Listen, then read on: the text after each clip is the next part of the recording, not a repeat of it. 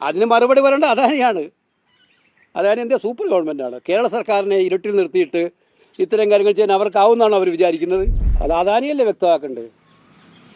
അദാനിക്ക് എന്ത് അധികാരമാണ് അങ്ങനെ ഒരു തീരുമാനം എടുക്കാൻ? ഞാൻ കണ്ടപ്പോൾ എനിക്ക് വിചിത്രമായി തോന്നി.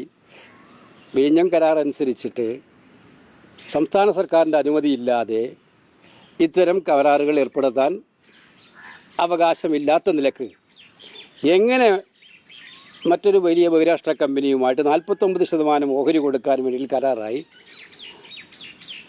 ഞാൻ അന്വേഷിച്ചപ്പോൾ അതിന് സെബിയുടെ പെർമിഷനും കൂടെ വാങ്ങിക്കാനുള്ള നടപടി എടുത്തു എന്ന് പറഞ്ഞു. അതിന് മറുപടി പറയേണ്ട അദാനിയാണ്. അദാനി എന്താ സൂപ്പർ ഗവൺമെൻറ്റാണ്. കേരള സർക്കാരിനെ ഇരുട്ടിൽ നിർത്തിയിട്ട് ഇത്തരം കാര്യങ്ങൾ ചെയ്യാൻ അവർക്കാവുന്നതാണോ അവർ വിചാരിക്കുന്നത്? ഇതെന്താ BJP ഭരിക്കുന്ന സംസ്ഥാനമാണോ? BJP ഭരിക്കുന്ന സംസ്ഥാനങ്ങളിൽ അദാനി സൂപ്പറാണ്. അദാനിയുടെ തീരുമാനമാണ് നടപ്പിലാവുക. വേറെ ആരുടെ തീരുമാനം നടപ്പിലാവില്ല. അവർ തീരുമാനിക്കും. അതുപോലെയാണെന്ന് അദാനി ധരിച്ചിട്ടുണ്ടോ? അദാനിയാണ് അതിന് മറുപടി പറയേണ്ടത്. അതെ സർക്കാരിൻ്റെ തീരുമാനം സർക്കാരിൽ മുഖ്യമന്ത്രി പറഞ്ഞല്ലോ, ഞങ്ങളാരും അറിയില്ലെന്ന്. അതുകൊണ്ടാണ് ഞാൻ പറയാറ്, മുഖ്യമന്ത്രി തന്നെ പറഞ്ഞു ഞങ്ങളെ അറിയിക്കാതെയാണ് അദാനി ചെയ്തിരിക്കുന്നത് പറഞ്ഞു. അതുകൊണ്ടാണ് ഞാൻ അത് മുഖവിലക്കെടുത്തിട്ടാണ് പറയുന്നത്. അങ്ങനെ പറയാൻ അദാനിക്ക് എന്ത് അവകാശമാണ് ഉള്ളതെന്ന് അങ്ങനെ എടുക്കാൻ? അദാനിക്ക് തീരുമാനിക്കാൻ പറ്റുമോ?